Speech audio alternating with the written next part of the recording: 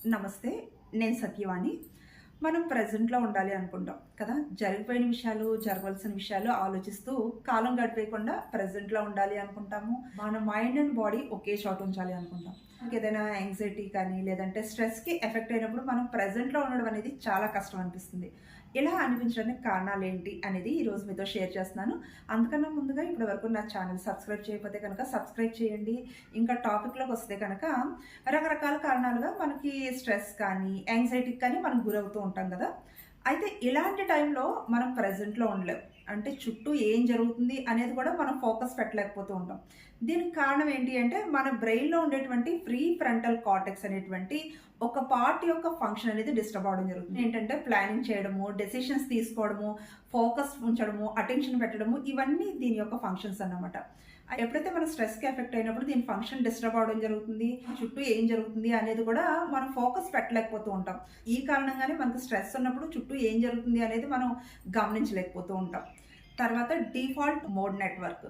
ఇది మన బ్రెయిన్ యొక్క నెట్వర్కింగ్ అనమాట. మనం రిలాక్స్‌గా ఉంటే ఇది కూడా నార్మల్‌గా దీని పని చేసుకుంటూ వెళ్తుంది. ఎప్పుడైతే మనం స్ట్రెస్‌కి ఎఫెక్ట్ అయ్యామో ఇది కూడా హైపర్‌గా మారడం జరుగుతుంది. ఇది హైపర్‌గా యాక్షన్ చేసి మన మైండ్ ప్రెజెంట్ మూమెంట్ నుంచే డిస్కనెక్ట్ చేసేయడం జరుగుతుంది.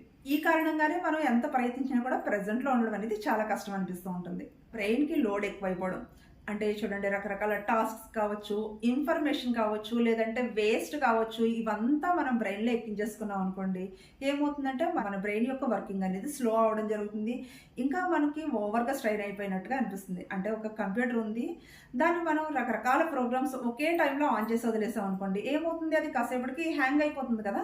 అదేవిధంగా మన బ్రెయిన్‌లో అవసరమైన దానికన్నా అన్నెసరీగా ఎక్కువగా లోడ్ చేయడం వల్ల ఏమవుతుందంటే మన బ్రెయిన్ ఎక్కువగా స్ట్రెయిన్ అయిపోవడం జరుగుతుంది. ఎప్పుడైతే బ్రెయిన్ స్ట్రెయిన్ అయ్యిందో మన చుట్టూ ఉండే విషయాలుగా మనం ఫోకస్ పెట్టలేము. అదేవిధంగా ప్రెజెంట్‌లో ఉండడం కూడా కొద్దిగా కష్టం అయిపోతూ ఉంటుంది. స్ట్రెస్ ఎక్కువగా ఉన్నప్పుడు హైపోథాలమస్ పిట్యూటరీ గ్లాండ్ ఇంకా ఎడ్రినల్ గ్లాండ్స్ కార్టిసోల్ అడ్రినలైన్ అనేటువంటి స్ట్రెస్ హార్మోన్స్ రిలీజ్ చేయడం జరుగుతుంది. వీటి కారణంగా మన బాడీలో ఫైట్ అండ్ ఫ్లైట్ మోడ్ అనేవి యాక్టివ్ అవ్వడం జరుగుతుంది. అంటే ఈ ఫైట్ అండ్ ఫ్లైట్ మోడ్ అనేవి ఏంటి అంటే ఒక సమస్య వచ్చినప్పుడు అంటే అది ఇంటర్నల్ గా మన హెల్త్ కి సంబంధించి కావచ్చు, లేదు అంటే కనుక అవుటర్ గా ఎన్విరాన్మెంట్ నుంచి అయినా కావచ్చు, దాన్ని ఫైట్ చేయడము లేదంటే దాని నుంచి తప్పించుకోవడాన్ని ఫైట్ అండ్ ఫ్లైట్ మోడ్ అని చెప్పేసి అనడం జరుగుతుంది. ఒకవేళ స్ట్రెస్ లెవెల్స్ కానీ మనకు బాగా ఎక్కువగా ఉంటే కనుక ఈ స్ట్రెస్ హార్మోన్స్ కూడా ఎలా పనిచేస్తాయి అంటే బయట ఎన్విరాన్మెంట్ నుంచి మనకి ఏదైనా థ్రెట్ ఉంటే కనుక దాని నుంచి మనం రక్షించడానికి మాత్రమే పనిచేయడం జరుగుతుంది. కానీ ఇంటర్నల్ గా మనకి పొటెన్షియల్ గా ఏదైతే ప్రాబ్లమ్స్ ఉన్నాయో, థ్రెట్స్ ఉందో దాని నుంచి రక్షించడానికి అయితే ఇది పనిచేయదు అన్నమాట. అంటే రెండు రకాలుగా పనిచేయవలసింది కేవలం ఒక రకంగా మాత్రమే పనిచేయడం జరుగుతుంది. అంటే నెక్స్ట్ వన్ మన బ్రెయిన్ ఓన్లీ సెలెక్టివ్ వాటి మీద మాత్రమే ఫోకస్ ఉంచగలుగుతుంది, అటెన్షన్ ఉంచగలుగుతుంది అనమాట. అంటే చుట్టూ ఏం జరుగుతుంది అనేది ఫోకస్ పెట్టలేదు, ఓన్లీ సెలెక్టివ్ అనమాట. అంటే కొన్ని విషయాలు అంటే ఇక్కడ ఏం జరుగుతుంది దాని మీద మాత్రమే పెట్టగలుగుతుంది. ఆ ప్రక్కన ఏం జరుగుతుంది, ఇటు ఏం జరుగుతుంది, చుట్టూ ఏం జరుగుతున్నా కూడా అంతగా ఫోకస్ పెట్టేటువంటి ఎబిలిటీ అనేది ఉండదన్నమాట.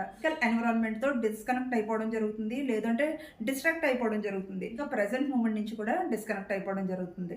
ఇంకా మనకి ఫిజికల్ గా చాలా హెల్త్ ఇష్యూస్ కూడా వచ్చేటువంటి అవకాశం ఉంటుంది. ఈ స్ట్రెస్ కారణంగా మన హార్ట్ బీట్ లో కూడా తేడా రావడం జరుగుతుంది. అంటే ముఖ్యంగా ఫస్ట్ వన్ ఏంటంటే మన శ్వాస తీసుకునేటువంటి విధానం మారిపోతుంది. మనం తక్కువ శ్వాస ఎక్కువ సార్లు తీసుకోవడం జరుగుతుంది.